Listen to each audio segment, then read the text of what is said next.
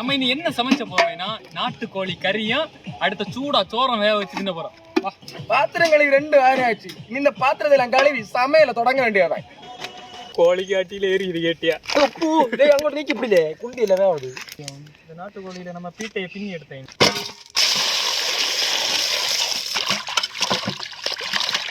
நண்பர்களே பாத்தீங்கன்னா சோறு வச்சக்காண்டி வெள்ளம் கொண்டு வச்சு வெள்ளம் கொதிச்ச ஒரு அரி கழுவிடல சரியா வேற லெவலில் வேறு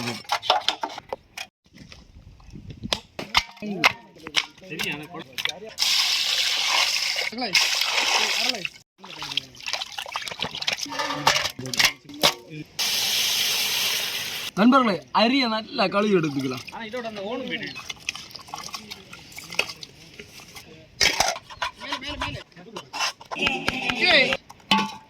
நம்ம இப்போ குழம்பு வைக்க போகிறோம். அதுக்கு எண்ணெய் ஊற்றிக்கலாம். இது கூட பட்டை வகைகள் போட்டிருக்கலாம்.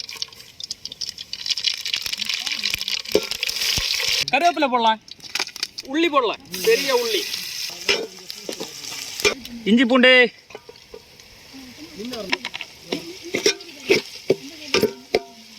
இப்போ மிளகையும் தக்காளியும் போடுவோம். சிக்கன் பொடி, மஞ்சள் பொடி, கொஞ்சமா மிளகு பொடி, மல்லி பொடி, உப்பு. இது நம்ம இந்த நாட்டுக்கோழியை போட்டுக்கலாம்.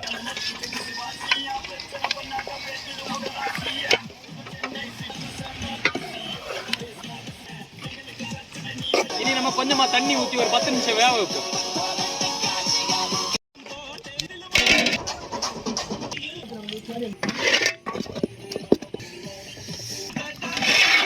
பொங்கல் வச்சா காளியத்தா பொங்கலடா சிக்கன் வாசம்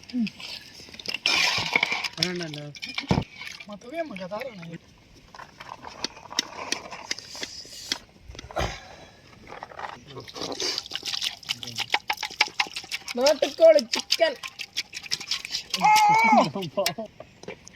நண்பர்களே பார்த்தீங்கன்னா ஒரு வழியை சமைச்சு முடிஞ்சிச்சு. இனி ருசிக்க வேண்டிய சமயம்.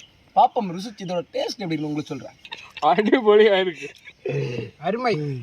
பீஸ் பார்த்தீங்களா? பீஸ் சிக்கன் பீஸ் இதை மாதிரி பசங்களோட சேர்ந்து அருமையாக சமைச்சு சாப்பிட்டா அடிப்பொலியாக இருக்கும். லைஃப் இதை மாதிரி என்ஜாய்மெண்ட் இருக்கணும்.